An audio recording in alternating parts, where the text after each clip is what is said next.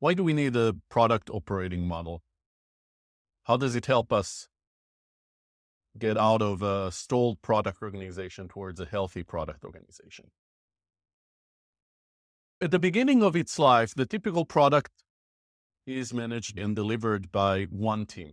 And when it's one team, there are fewer dependencies. It's easier to connect to our goals. And especially if we're developing a new product, it's very clear that what we're trying to do hopefully achieves product market fit. If we're successful,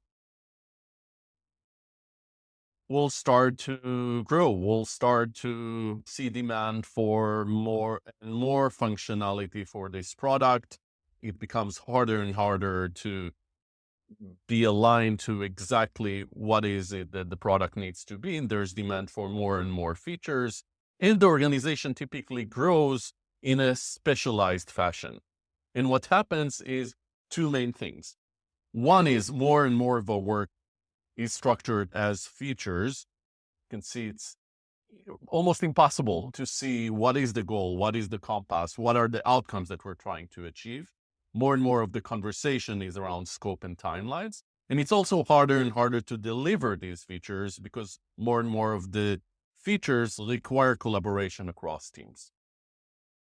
So as we add more and more teams and work with bigger teams on these products, it becomes harder and harder to actually maintain traction and deliver value.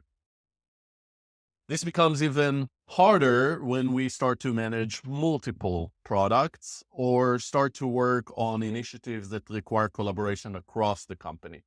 At that point, the dependencies are even wider. And even though we created separate product groups, a lot of the work actually cuts across them. Maybe because of how we created these groups, maybe because we're trying to do interesting things across those products.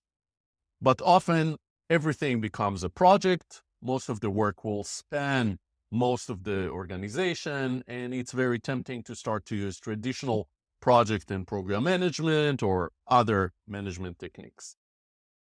Overall, if we look at the sort of work that we manage in a scale-up product organization or any technology organization, there's very little work that is managed by empowered product teams.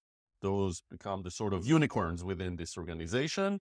Much of the work is managed in a feature factory inside product groups.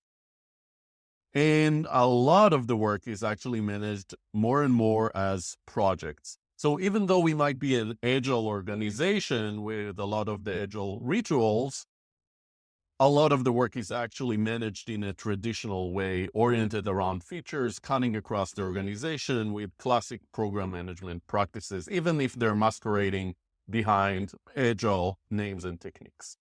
So what do we do about that? What we want to create is we want to flip this pyramid. We want to create an environment where most of the work is actually managed in empowered product teams that focus on outcomes that serve the strategic goals that our organization is focused on. That would require us to align on what are those strategic goals, what we want to focus on, and what doesn't make sense at the moment. From a prioritization perspective, we cannot afford to focus on. Creating these empowered teams that can run on their own might require us to create platforms and enabling teams, internal products where the goal is to actually serve empowered product teams. Some of the work will still be managed by product groups. It will probably be hard to create an environment where everything can be managed in single teams, but we need to carefully manage this relationship between how much work is managed in empowered groups and empowered teams. Will still be strategic initiatives that require collaboration across the organization or attention from leadership of the organization. Those would be strategic cross-product or organizational bets.